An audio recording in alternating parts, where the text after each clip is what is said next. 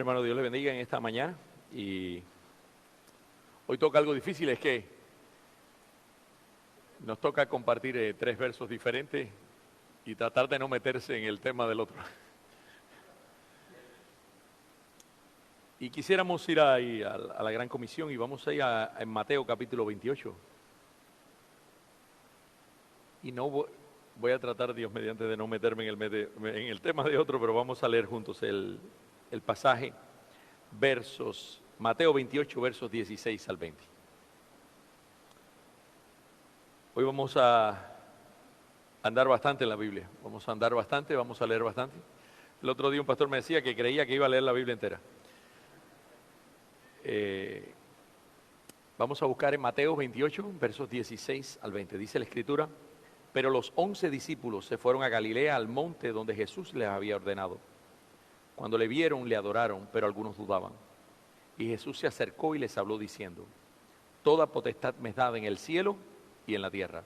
Por tanto, id y haced discípulos a todas las naciones, bautizándolos en el nombre del Padre, del Hijo y del Espíritu Santo, enseñándoles que guarden todas las cosas que os he mandado. Y aquí yo estoy con vosotros todos los días hasta el fin del mundo. Amén. Padre, te damos gracias por tu palabra. Palabra de edificación, palabra de bendición, palabra que ministra cada una de nuestras vidas. Rogamos, Señor, que tú nos hables, que tú nos transformes, que tú nos guíes a través de ella. Te lo pedimos todo en el nombre de Jesús. Amén. Amén.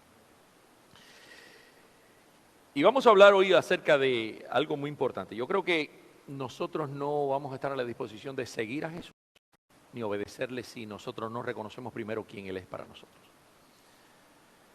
Los discípulos tenían un tipo de comportamiento y de hecho mientras ellos estuvieron con el Señor Jesucristo actuaron de una forma, a veces nos parece que no eran tan discípulos. A veces sus actitudes demostraban que tenía menos fe muchas veces que otros de los que seguían a Jesús.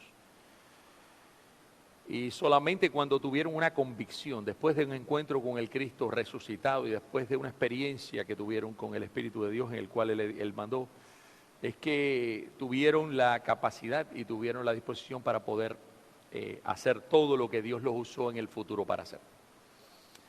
¿Y por qué decimos esto? Porque muchas veces nosotros debemos entender primeramente quién es el Señor. Muchas veces confesamos o decimos Cristo es nuestro Señor, a veces lo decimos y tristemente muchas personas lo dicen de labios, pero no llegan a interiorizar en sus corazones realmente quién es Cristo para ellos, qué es lo que representa a Jesús para cada uno de nosotros.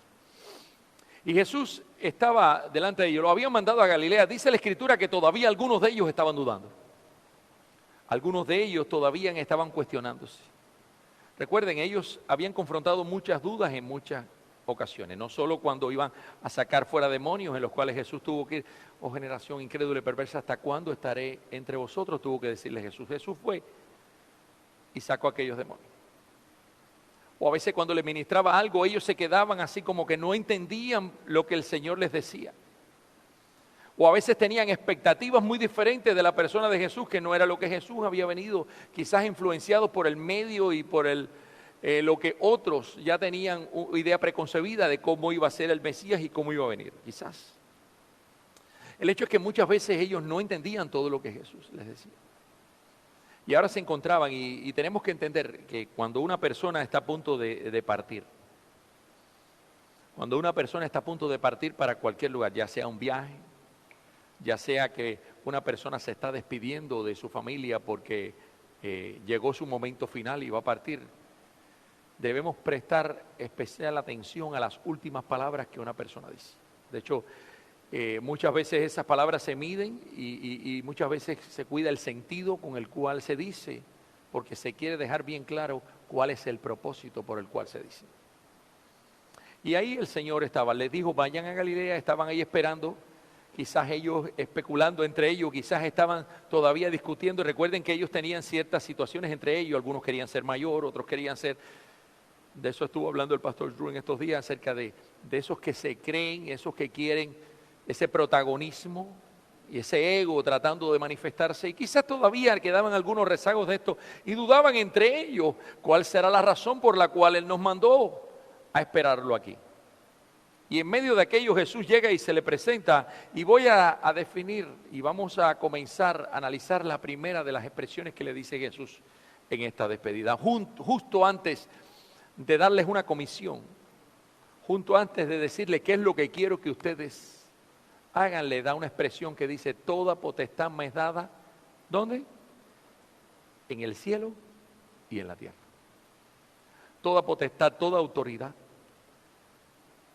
Y queríamos hablar un poquito acerca de la autoridad de Jesús. Y queríamos hablar de Jesús como Señor. ¿Señor de qué es Jesús?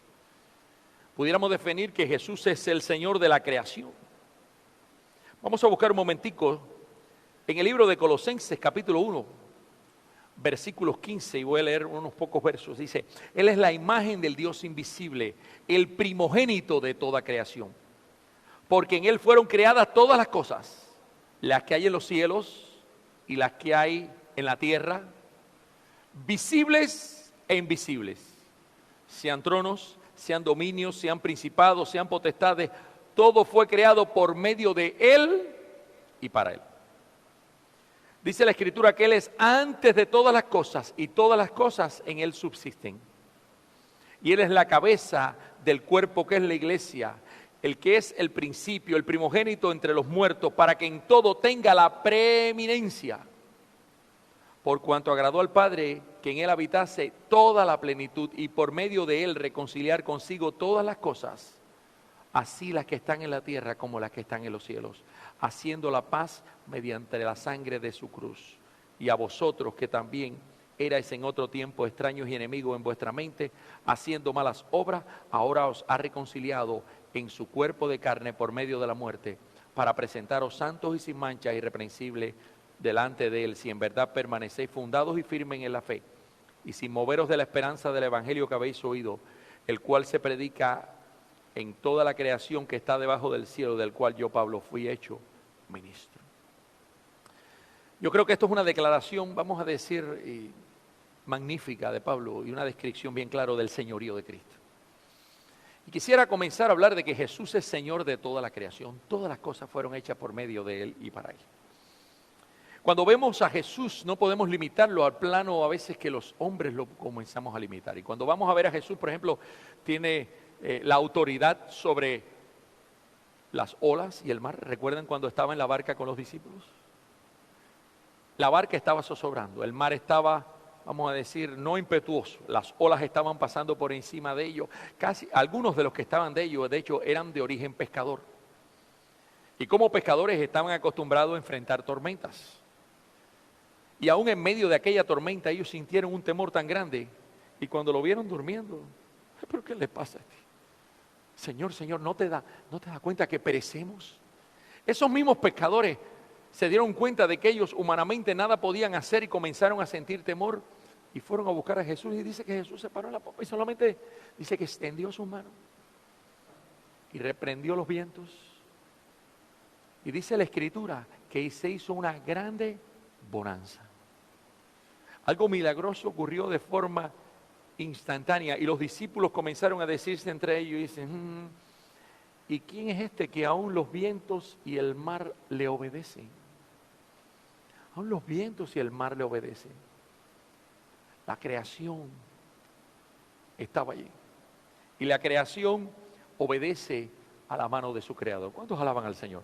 Cuando nosotros nos remitimos al libro de Génesis, nos vamos a dar cuenta que en el comienzo de Génesis, cuando Dios estaba creando todas las cosas, dice la Escritura, y dijo Dios, sea, y póngale después porque no tenemos tiempo para analizar la creación, sea la luz, sea los mares, sea haya expansión, lo que quiera que dijo Dios. ¿Qué ocurrió cuando dijo Dios algo?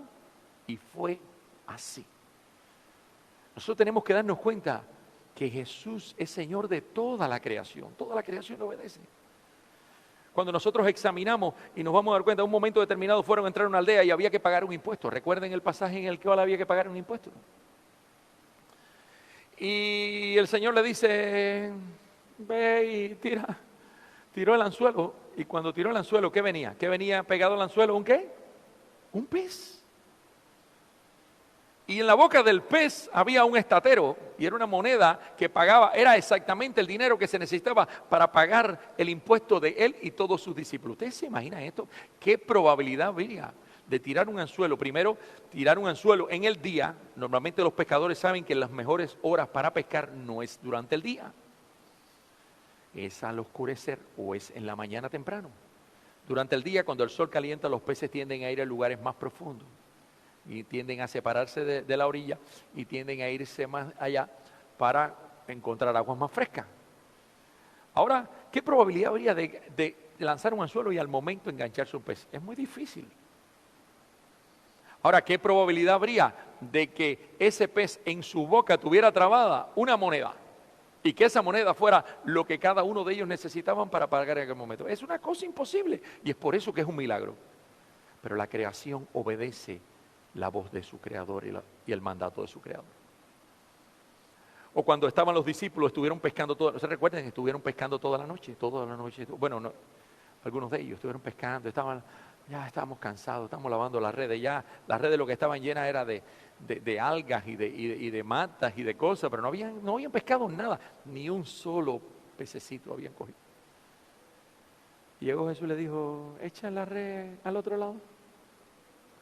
Ay, maestro, si hemos pescado toda la noche. Bueno, pero en tu nombre lo vamos a hacer. ¿Qué les ocurrió cuando no podía? ¿Quién controla los peces? Los peces obedecen la voz de su creador. O ya cuando incluso ya después de haberlo conocido ocurrió 2 veces el Señor hizo que eso ocurriera. Cuando nosotros vemos los fenómenos naturales y todos actuar en función de la mano de Dios, nos vamos a dar cuenta de la autoridad de Jesús. Así que no hay duda de quién tiene la autoridad sobre la creación y todas las cosas que ocurren. Cuando nosotros vamos a describir la crucifixión de Jesús, muchas veces cuando se describe la crucifixión de Jesús, hablamos uno, las palabras de Jesús, muy importante cada palabra, y de hecho hasta se han hecho sermones con respecto a las palabras de Jesús, creo que le han puesto hasta nombre a esos tipos de sermones. Se ha escrito mucho con respecto al significado de la cruz, no podemos nosotros olvidar, pero hay una cosa que quiero a ustedes significarle. La creación también estuvo involucrada. Las cosas creadas, y nosotros vamos a ver que hubo una oscuridad que cubrió toda la tierra. El mundo creado por el propio Señor estaba doliéndose en aquel momento de lo que estaba ocurriendo. En el momento en que el Señor dijo, consumado es, y murió. Dice que hubo un gran temblor, un terremoto ocurrió en aquel momento. La tierra tembló de dolor en aquel momento porque el creador del mundo estaba muriendo en una cruz por amor a nosotros. Sepulcros se abrieron, todas las cosas, la creación misma se manifestó. Y estas son evidencias que nos hablan a cada uno de nosotros acerca del señorío de Cristo sobre la creación, todas las cosas que Él creó. Todas las cosas que Él creó. Y no que tenía el poder para cambiar los elementos. Recuerden cuando cogió el agua, ¿en qué convirtió el agua? En vino. Pudo cambiar un elemento en otro. El Dios que dice y es hecho, ¿cómo no va a poder hacer lo que Él quiera? Y pudiéramos poner muchos ejemplos, pero no tenemos tiempo. Todos estamos claros que Jesús es Señor de la creación. O como dice este pasaje, yo digo que Pablo lo describió de una forma única. Es la imagen del Dios invisible, el primogénito de toda creación. En Él fueron creadas todas las cosas. Las que hay en los cielos, las que hay en la tierra. Este pasaje me habla, toda potestad me es dada donde, en el cielo y ¿qué?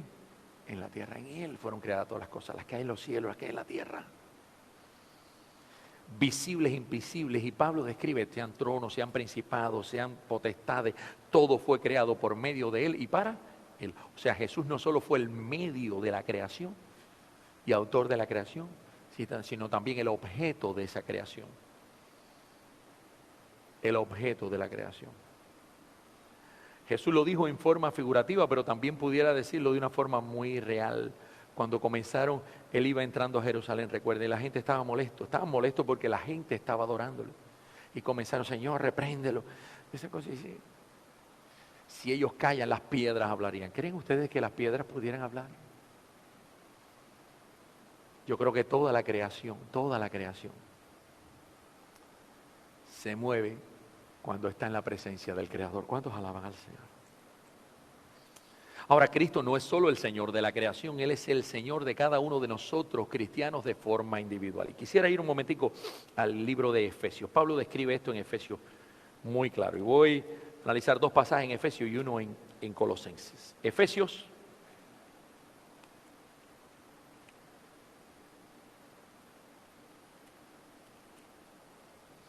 capítulo 1, versículos 22 y 23. Me gusta leer generalmente los contextos de los pasajes, pero no tenemos tiempo, así que tenemos que limitarnos solamente a los versos, y me perdonan por eso. Dice la Escritura, y sometió todas las cosas bajo ¿sus qué? Bajo sus pies. Y lo dio por cabeza sobre todas las cosas, ¿a quién? A la iglesia, la cual es su cuerpo, la plenitud de aquel que todo lo llena. ¿En qué? En todo. ¿Quién es la cabeza de la iglesia? ¿Quién es la cabeza de la iglesia? Describe aquí Pablo. ¿Quién? El Señor. Después que resucitó de los muertos, ahora Cristo es la cabeza suprema de la iglesia. Cristo es la verdadera autoridad en el mundo. Jesús es el Mesías, es el ungido de Dios, es el esperado de Israel. Es aquel que cumplió en su vida y a través de su vida cada una de las promesas. Ese que se quebrantó por cada uno de nosotros, y nosotros como cristianos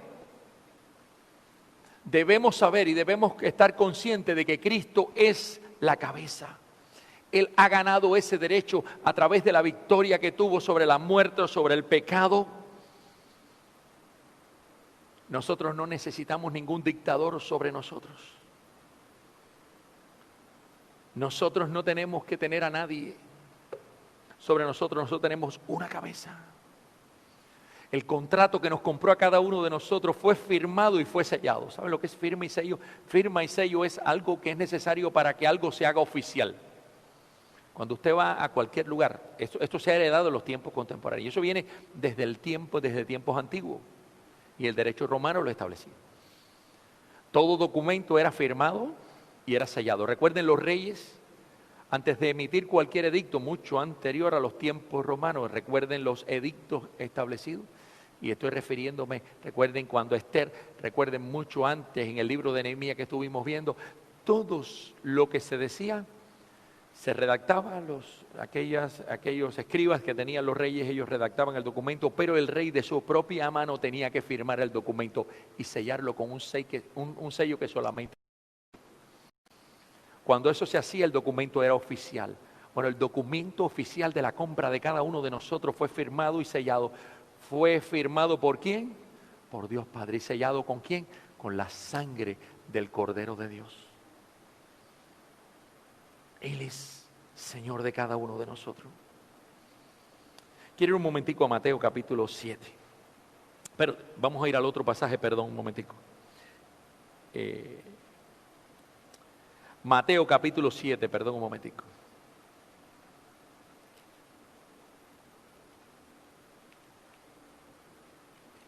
Versículo 2.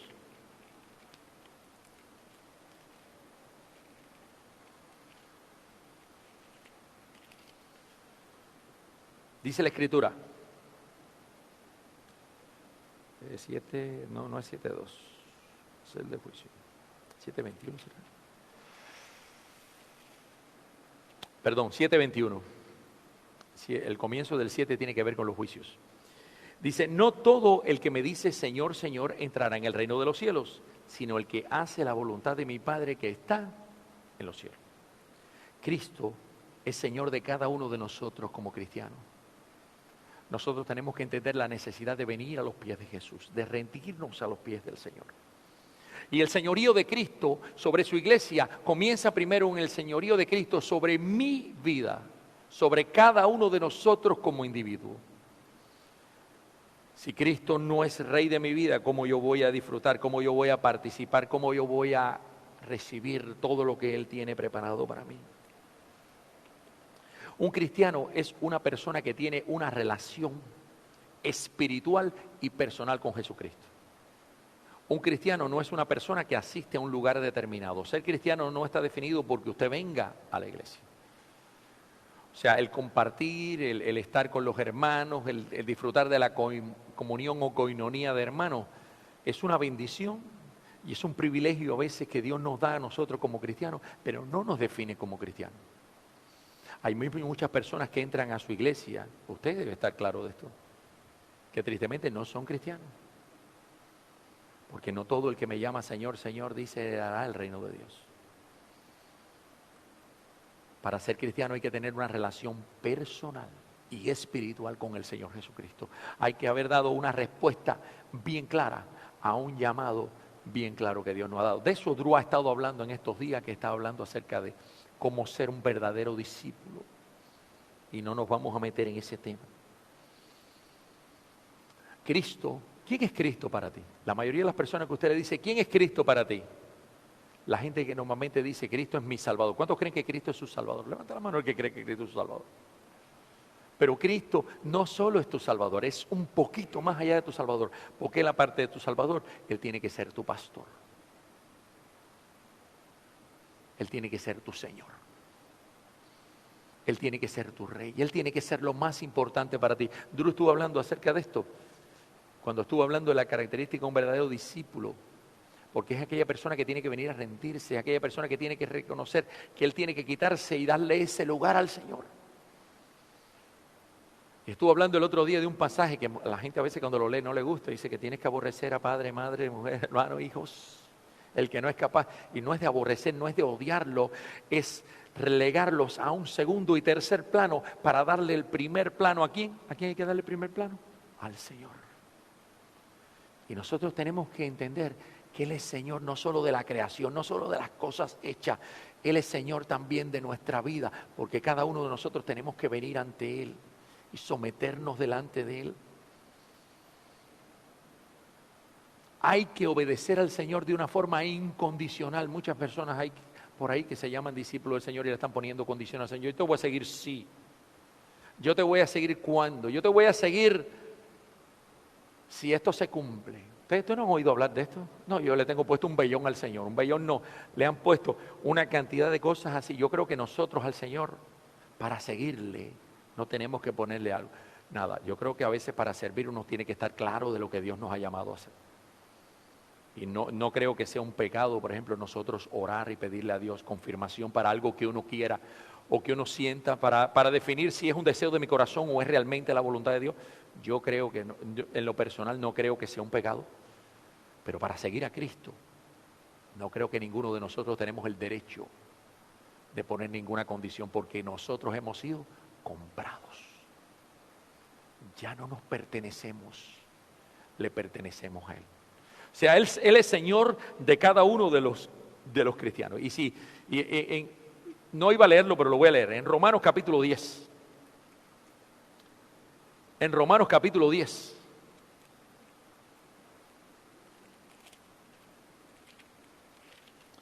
Rapidito, versos 8, dice, más que dice, cerca de ti está la palabra, en tu boca y en tu corazón. Esta es la palabra que predicamos, que si confesares con tu boca que Jesús es el Señor y creyeres en tu corazón que Dios levantó de los muertos, ¿serás qué? Salvo. Confesar, pero creer en tu corazón. Va mucho más allá que una palabra. Hay personas, soy enemigo. A ver, no es que soy enemigo, vamos a redefinir la palabra. No soy de los que se siente muy motivado con las famosas campañas. ¿Usted me entiende? Campañas que a veces dan y la gente hace y dice, se dio una campaña en un estadio y 1000 aceptaron a Cristo. ¿Qué clase de cosecha de alma? ¿Quiere que le dé una cosa? No sé hasta qué punto una persona acepte a Cristo en medio de una multitud que a veces motivado porque otras personas pasaron y esa cosa, a veces lo empuja, a veces que te da un codazo y te dice, están haciendo un llamado, es para ti. Y te empujan hacia allá. Y yo creo que para hacer o para recibir a Cristo, Drew estuvo hablando, yo le digo que Drew estuvo hablando muy claro de esto en estos días, verdadero discípulo. Y yo creo que hay que no solo confesar, sino que hay que creer en el corazón. Y es lo que la Biblia me enseña, hay que creer en el corazón. Y en el verso 13 de ahí mismo de Romanos capítulo 8, leí el 8, el 9, voy a leer el 13. Dice, porque si vivís conforme a la carne moriréis, mas si por el Espíritu hacéis morir las cosas de la carne viviréis. Volverse o convertirse lleva mucho más allá que un hablar, lleva un cambio de actitud. Por eso Drew dio los 3 pasos que era necesario, y no me quiero meter en ese tema. Cristo es Señor de la creación, Cristo es Señor de cada uno de nosotros de forma individual, pero Cristo también es Señor de su iglesia. Ahorita lo leíamos en Efesios, capítulo 1, versículos 22 y 23, en lo que habíamos leído ahorita. Cristo es Señor de su iglesia. Sometió todas las cosas bajo sus pies y lo dio por cabeza sobre todas las cosas a la iglesia, la cual es su cuerpo, aquel que todo lo llena en todo. En Efesios capítulo 5 también, pero versículos 23 y 24, dice la Escritura, por el que el marido es cabeza de la mujer, y aquí está usando la ilustración del matrimonio, o para ilustrar el matrimonio de la relación que debían tener en ellos, le puso el ejemplo bíblico. El ejemplo bíblico tiene que ver con el Señor. Porque el marido es cabeza de la mujer, así como Cristo es cabeza de ¿quién? ¿Quién es la cabeza de la iglesia? Cristo.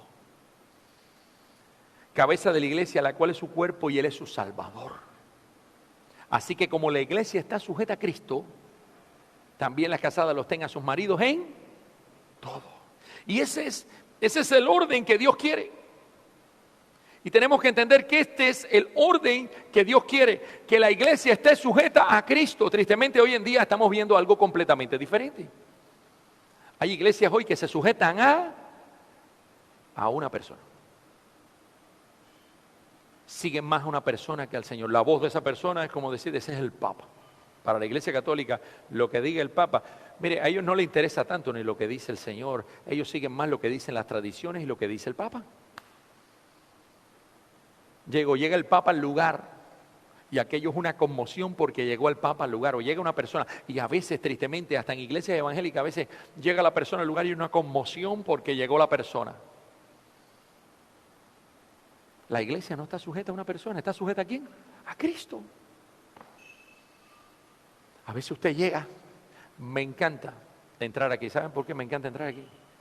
No solo por los mapas y la visión de estar orando por el mundo. Una de las cosas que me gusta de esta iglesia, amamos a nuestro hermano Roberto, es alguien bien especial para nosotros, pero yo no veo fotos de Roberto en ninguna pared.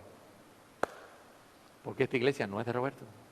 Esta iglesia es de Cristo. Donde quiera lo que veo es versículos bíblicos, donde quiera en las paredes y demás. Yo creo que la iglesia tiene que estar centrada solamente en Cristo, porque Él es la cabeza. Nosotros somos solamente instrumentos. El instrumento no toma la gloria la toma el que lleva el instrumento en la mano. El otro día estuvimos hablando acerca de quién lleva el escalpelo en la mano, el cirujano, quién toma el crédito por la operación, el bisturí. No, el bisturí es alguien.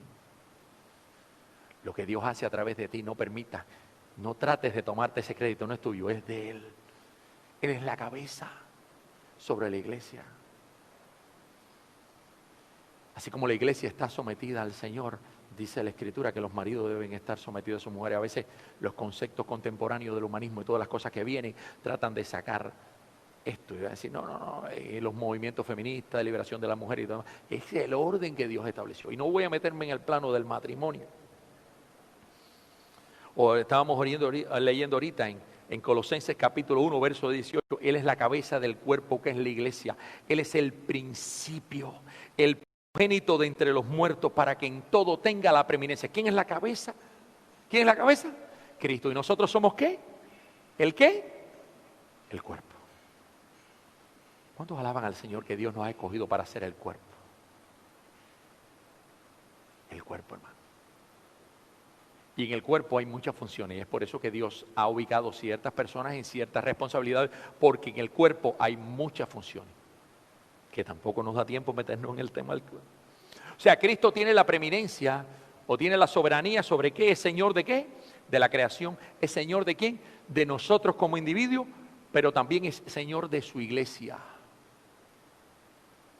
Ustedes están en la iglesia del Señor Jesucristo, ¿saben? ¿Sabe que cuando hacemos evangelismo en la calle, cuando estamos alcanzando, hay muchas personas que hacen el trabajo y ponen mucho su dirección y sus cosas y tratan de atraer hacia Él, nosotros no hablamos tanto de la iglesia, nosotros hablamos de Cristo. Y tú necesitas rendirte a Cristo. Y tú tienes que buscar de Cristo. Porque realmente la persona solamente va a ser transformada si viene a Cristo, no si va a la iglesia. O usted no conoce personas que están en la iglesia y están muy lejos de ser regeneradas. Pero bueno, que se queden ahí en la iglesia, porque la fe viene por el oír y el oír la palabra de Dios. Y quizás ahí van recibiendo y Dios está ministrando y el Espíritu usa eso en el futuro para cambiar a las personas. Así que nosotros tampoco podemos sacarlo de la iglesia. Cristo es Señor de la iglesia y Él da la oportunidad y Él sí quiere ministrar a cada uno de ellos. Ahora, Cristo no solo lo tiene la preeminencia sobre la iglesia, también lo tiene. ¿Sobre qué? Cristo tiene el señorío también sobre el diablo y sus demonios. Él ya los ha conquistado, Él ya los ha derrotado. En Efesios también, pero capítulo 6, y me detuve en varios pasajes de Efesios porque para no tener que brincar mucho. En Efesios capítulo 6, versículos 10 al 12 dice la Escritura: por lo demás, hermanos míos, fortaleceos en el Señor, y es cuando está describiendo la necesidad de usar la armadura de Dios. Fortaleceos en el Señor y en el poder de su fuerza, y vestíos de toda la armadura de Dios, para que podáis estar firmes contra las acechanzas del diablo, porque no tenemos lucha contra sangre y carne, sino contra principados, contra potestades, contra los gobernadores de las tinieblas de este siglo, contra huestes espirituales de maldad en regiones celestes. Y está hablando del carácter espiritual de nuestra lucha en el libro de Efesios. Están hablando de nuestro enemigo. Pero en Filipenses capítulo 2, Filipenses capítulo 2, se nos dice algo con respecto a esto. Filipenses capítulo 2 dice: para que en el nombre de Jesús se doble toda rodilla de los que están en el cielo, en la tierra y debajo de la tierra. En el nombre de Jesús, ¿qué dice? ¿Se dobla qué? Toda rodilla. Y está hablando de que ¿ante quién se dobla la rodilla? Ante aquel que está en máxima autoridad. ¿Sabe que los judíos no doblaban su rodilla delante de nadie? Es por eso que, por ejemplo, Daniel fue acusado. Es por eso que los jóvenes, ¿recuerdan los amigos de Daniel? ¿Qué ocurrió con Misael, Azarías y Ananías? Sadrach, Mesach y Abednego, como muchos le llaman, con los nombres babilonios, ¿no? ¿Qué ocurrió con ellos? Al sonido de la zampoña, de todos los instrumentos esos que usaban ellos, tenían que postrarse y adorar. Y ellos no doblaron sus rodillas. ¿Saben por qué? Porque los judíos estaban acostumbrados que solamente se dobla rodilla ante la máxima autoridad. ¿Y quién es la máxima autoridad? Dios. Entonces fueron acusados por esto. Todos sabemos la historia del horno de fuego, cómo el Señor los libró de aquello. Sin embargo, la Biblia dice que en el nombre de Jesús, para que en el nombre de Jesús se doble ¿qué? Toda rodilla de las que están ¿qué? En los cielos. Hablando de ángeles, hablando de todos los seres celestiales en la tierra y debajo de la tierra, hablando de demonios y todo. ¿Delante de quién se doblan todas rodillas? Delante de Dios. Cuando nosotros analizamos, en el nombre de Jesús se va a doblar toda rodilla. Si nosotros vamos a Ezequiel, vamos a darnos cuenta cómo fue creado. El diablo fue una de las creaciones de Dios. De hecho, no fue creado como diablo, fue creado como ángel, como querubín protector, como alguien que cuando se describe, y me gusta a veces la descripción que hace Ezequiel y la de Isaías, porque nos describe el ángel y nos describe la forma como fue creado y sus vestiduras con tamboriles, con instrumentos de música, y eso nos habla de su función, que era de adorar y demás, pero nos habla la Biblia también de la actitud que tomó ante eso, y se rebeló y arrastró consigo 1/3 de los ángeles. En Job, capítulo 2, versículo 2, se nos habla de una característica de este ángel ya después caído. Job, capítulo 2, versículo 2, quería hablar un poquito de la característica de este ángel ya caído. Él venía y le dijo Jehová a Satanás: ¿de dónde vienes? Y él respondió a Satanás, Jehová, y dije: de rodear la tierra y de andar por ella. Esto nos habla de varias cosas, yo no sé usted, pero a mí me habla mucho. Me habla de una de ellas, que hay gente que se cree que el diablo es omnisciente. El diablo ni es omnisciente. Omnisciente es solo Dios.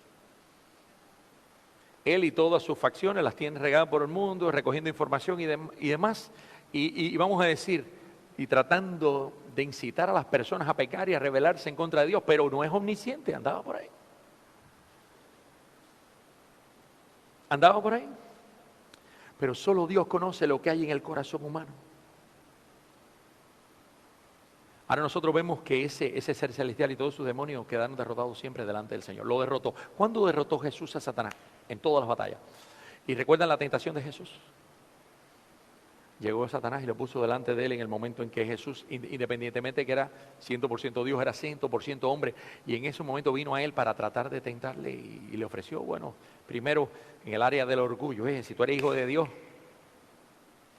en el área de las necesidades físicas, de los deseos, de la carne.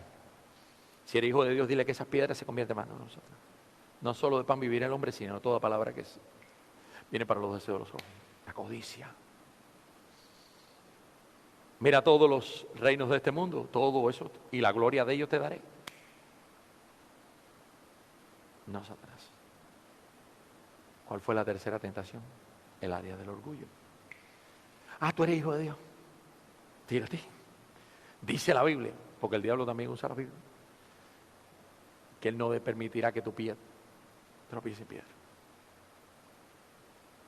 No tentarás al Señor tu Dios. Y yo quiero que cada uno de nosotros nos demos cuenta que Jesús derrotó a Satanás en cada área. Continuamente estuvo usando personas para llegar a él. Y esa batalla espiritual fue a través de todo el ministerio. Vieron todo el ministerio de Jesús, cómo continuamente traía gente con otras, incitados por él mismo. Él creyó que lo iba a derrotar, creyó que iba a ir. Fíjense si Satanás ni es omnisciente ni nada, que él creyó que lo iba a derrotar en la cruz del Calvario. Y dijo, ahora sí la tengo conmigo. Incitó a la multitud. Incitó a sumo sacerdote, incitó a Judas y vaya toda aquella cosa cuando fue poseído por el demonio, dice la Escritura, en Judas, el diablo lo poseyó y fue vendido a Jesús. El diablo tenía un plan. Fíjense si no es omnisciente, que si él hubiera sabido lo que iba a ocurrir en la cruz, jamás hubiera llevado a Jesús a la cruz, que era su derrota total y definitiva. Jesús lo derrotó. Y el diablo trata de esconder su derrota y trata de ocultar su derrota. Jesús lo derrotó en todo tiempo. Cuando nosotros vemos el poder que Jesús tenía, recuerden, ¿qué demonios se le resistía a Jesús? Temblaban delante. Ay, ¿qué tiene con nosotros Jesús, hijo de David? ¿Por qué? ¿Por qué nos atormenta? Le decían los demonios. ¿Ustedes no recuerdan ese pasaje? ¿Por qué nos atormenta? Todos tiemblan delante de la presencia, porque todos saben que Él es el Señor. ¿Cuántos glorifican a Dios? Y Jesús no, permítelo meternos en el hato de cerdos. Salieron y un hombre endemoniado. Y la descripción de este hombre endemoniado es una cosa fuera bueno, es endemoniado, de todo sentido. Nadie puede. Usted se imagina un hombre que aten con cadenas físicas, cadenas de hierro. Usted se imagina. ¿Alguno de ustedes cree que alguien puede romper una cadena de hierro? Y este hombre las deshacía. Era una cosa espiritualmente el pobrecito. Era un trapo del enemigo. Pero Jesús tiene poder. ¿Cuántos creen eso? Jesús tiene poder. Y aún los demonios tiemblan. Así que los hijos de Dios. Cuba es un país muy dedicado a la hechicería y el espiritismo y la brujería. Y todo eso lo oculto, lo satánico. ¿Sabe que donde quiera tiran? En las esquinas, en el medio de una cuadra, una cosa sucia, le cortan la cabeza a una gallina, la tiran ahí, le echan un puñado de kilos, centavos. Nosotros le decimos kilo al centavo. Le tiran un puñado de centavos, unas cosas sucias, unas cositas amarradas, que si no sé qué cosa. Y la gente ve aquello y para alejarse no vaya a ser que lo que echaron ahí se les vaya a pegar a ellos. El temor y la superstición. Yo paso por el lado de aquello como, dice la gente, oye, ¿tú no le tienes miedo a eso? Hace un tiempo se convirtió una persona de Camajuaní, que era una hechicera, era una brujera de las grandes del pueblo. Se fue del país, estaba en Miami, la evangelizaron, se convirtió. Y de pronto una llamada, hace un tiempo, de Estados Unidos, decía, ¿quién será? Buenos días, Dios le bendiga. Y díceme, no, mire, usted no me conoce. Yo soy Tota, para que me conozca, yo soy fulana de tal, me decían, la brujera. Le dije, sí, yo he oído hablar de usted. Dice, bueno, yo quiero que usted vaya a mi casa, porque mi hija tiene miedo, y yo quiero que usted queme todo el altar. Que eso no tiene problema. ¿Usted habló con su hija? Porque yo no me voy a meter en casa de nadie a botar al altar. Dice, sí, ella te está esperando, pero ella tiene terror. Pero yo le dije que eso no es nada, que yo en el nombre de Cristo había sido... Vamos a casa de ella, estaba la hija temblando fuera. Oh, yo esa cosa de mi mamá no la toco. Llegamos a todo aquello, muñecas, cosas consagradas, para el saco. Y los 3 sacos los sacamos. Y fui, porque la gente tenía temor a esas cosas. De hecho, un vecino mío me dice, tú estás loco, ¿cómo se te ocurre botar eso? No es que uno sea nada, es que el que está con nosotros es más poderoso que el que está contra nosotros. ¿Qué temor podemos tener nosotros en ninguna cosa de eso? Ustedes no tienen ese tipo de cosas aquí. Hice una pila con todo aquello en el medio de la cuadra, en el centro, porque de hecho es uno de los objetivos que queríamos ver, que la gente viera que eso no tiene poder. Cogí un poco de petróleo del carro y le eché aquello ahí y le pegué candela. Y la gente temblando y que de lejos. Le dije, eso no es nada. ¿Sabe que uno de los grupos misioneros que estuvo de Downey estuvieron evangelizando en Taguayabón? Roberto conoce el testimonio. Y Heikel era una persona yerno de una de las personas de la iglesia de nosotros, y una de las cosas cuando le predicaron aceptó a Cristo. Y aceptó a Cristo un día y una hora determinada. Y ese día quemó un altar gigante, ellos quemaron todo el altar ese que tenía y todo. Y al cabo de los días Heikel nos manda a buscar, Iván me dice Heikel que quiere que vayas con nosotros porque quiere quemar el altar. Dicen, bueno, ya no quemaron el altar. Dicen, no, el altar. Ese era el que tenía en Taguayabón, el verdadero altar de él, que lo tenía en Santa Clara, la ciudad de Santa Clara, donde él vivía. Y cuando llegamos había hecho una casa. En Cuba el problema de la vivienda es inmenso. Imagínese usted construir una casa de concreto para un altar, una casa de concreto. Y cuando llegamos, yo nunca había visto una cosa similar. Eso es lo más sucio, el altar del sacrificio, un altar de sacrificio sucísimo, ahí con cabezas de animales ya secas y de esas cosas, cráneos humanos. Bueno, ¿para qué decirle las cosas? Todo aquello. Y cuando empezamos a acumular aquello, no eran ni 3 sacos, ni eso, aquello era... el hombre era Pablo Mayor y era Papalao, o sea, estaba en Cuba le dicen rayado a 2 tipos de religiones ocultistas de esas. Lucumí y no sé qué bien. Son 2 cosas de esas. La gente le tiene terror porque esos son los que matan personas supuestamente a través de hechicería. Y nosotros cogiendo todo aquello. Una de las cosas que le dije a Iván, yo quisiera que él mismo queme y bote cosas, porque si él no lo saca de su corazón, si él, óyeme, y tiene unas calderas así que eran llenas de polvos de muerto y con todas esas cosas. Y cuando lo veo él rompiendo todo aquello, echando para... Este hombre está libre de cualquier cosa, porque no hace nada uno de botarlo externamente, sino lo bota del corazón. Si usted queda con temor en el corazón, usted no ha sido libre. Y él es completamente libre. Dios lo ha libertado. Saben que él está dedicándose a trabajar con jóvenes y demás. Y él convirtió muchas personas a eso y Dios lo ha libertado de eso. Porque Jesús tiene poder sobre todas las cosas. Él es Señor. Aún los demonios, aún el diablo tiene que rendirse y postrarse a sus pies. ¿Sabe que ellos van a tener que reconocer que Jesús es Señor? El diablo sabe que ya está derrotado. Él sabe que ya ha sido vencido. El Señor lo deshizo, lo destruyó. Y pudiéramos hablar de muchísimas cosas. Los demonios se resistían. Recuerden el joven. Venía caminando en el camino y cuando vio a Jesús se tiró convulsionando delante de él y el Señor le dijo, levántate. Y el joven fue liberado. ¿Cuántas cosas el Señor hizo? Él es Señor de todo. ¿Cuántos alaban al Señor?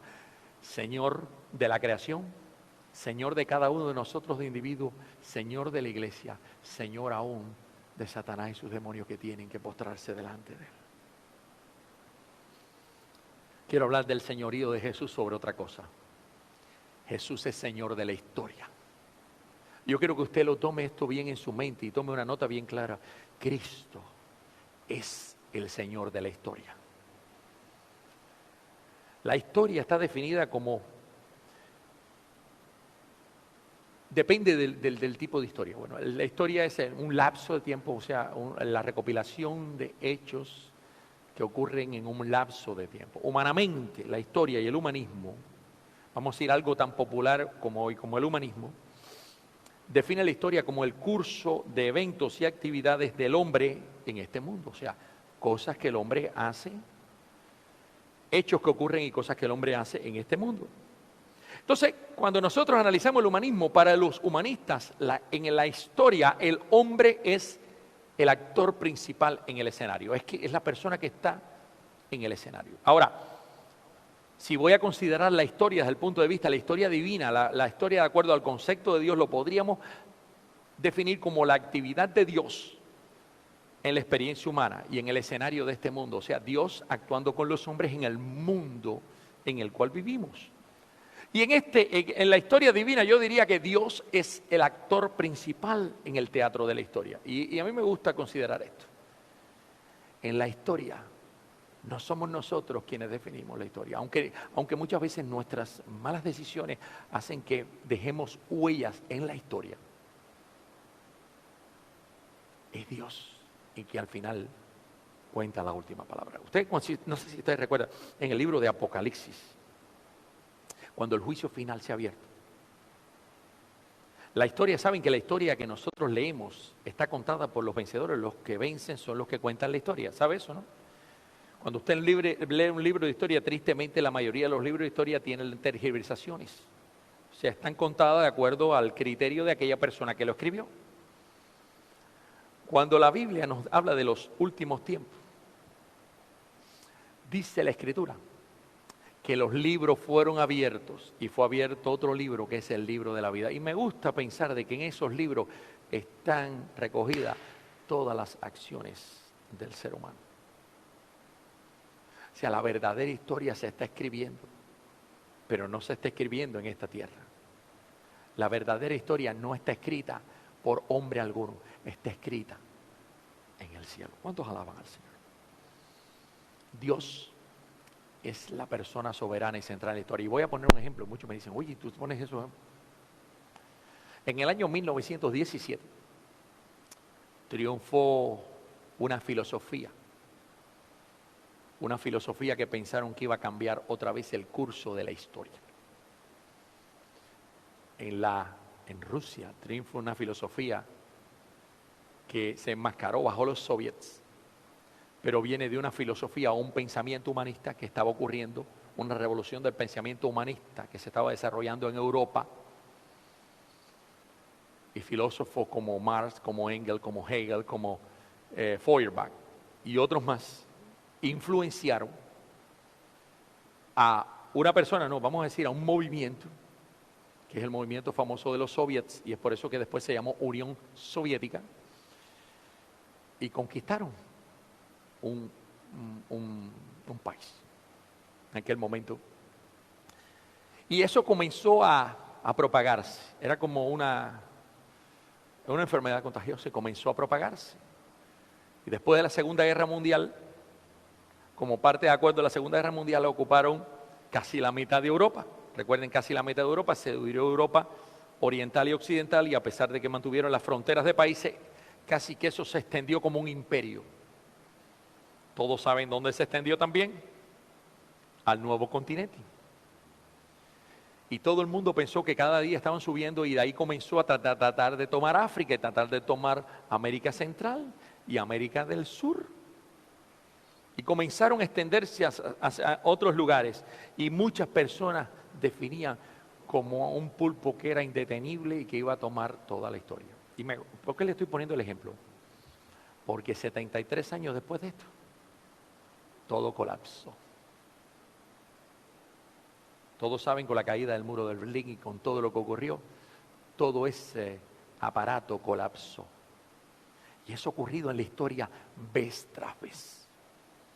Vemos imperios que surgen, que crecen, que se vuelven como algo casi indetenible. Recuerden a Alejandro Magno, recuerden muchísimos emperadores en la historia, Gengis Khan, Atila.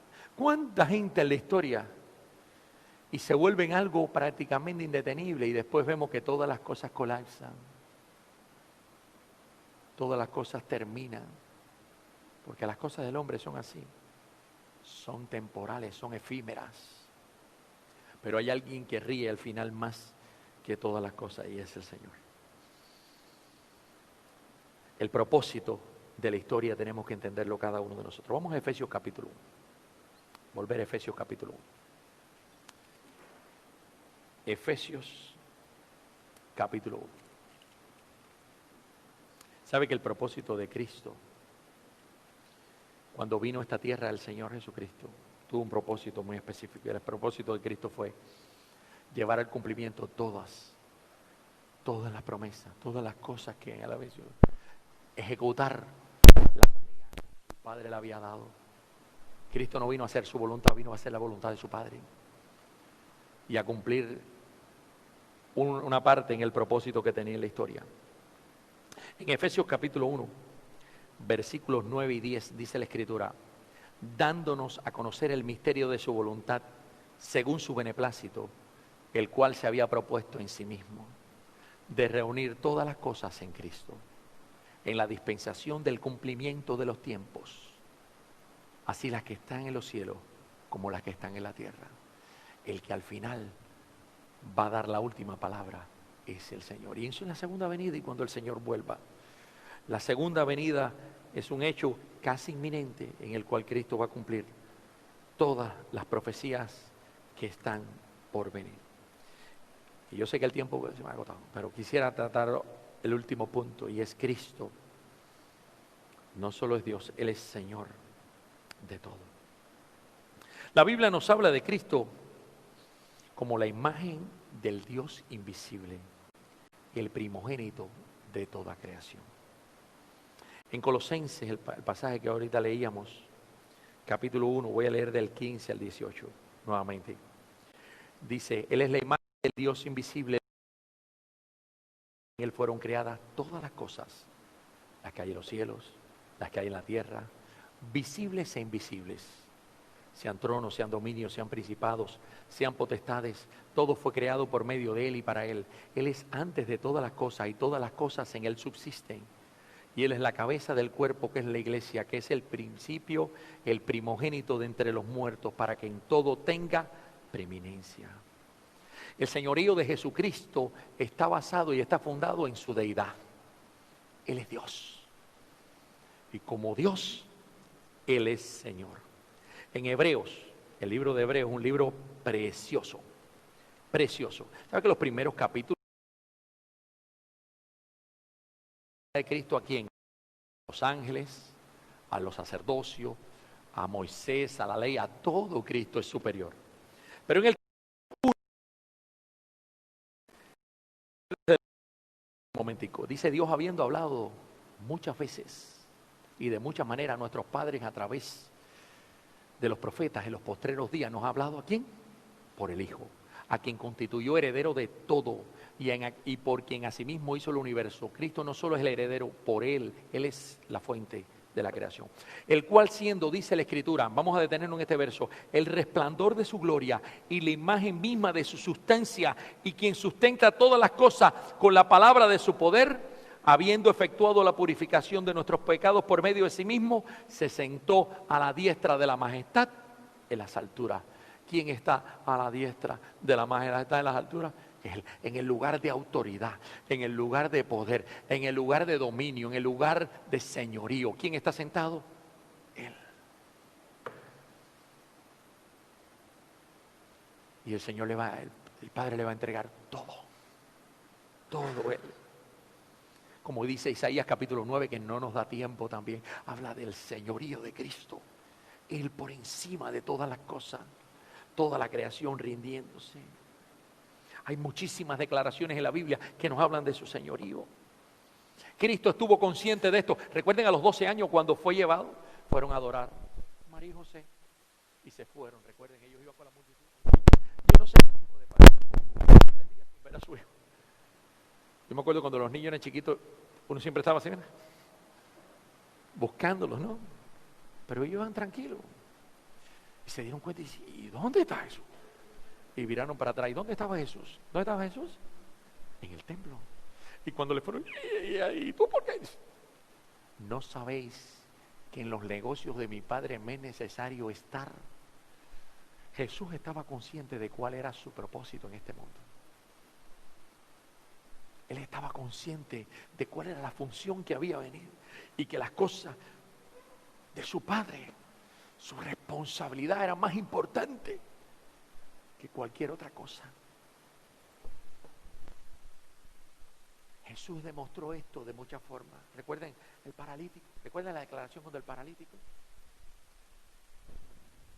Vinieron, llegaron a casa de Marco, estaba rodeada. A la hora de hablar de evangelización. Como nosotros llegue al Señor y llegaron y fueron allá, rompieron el techo.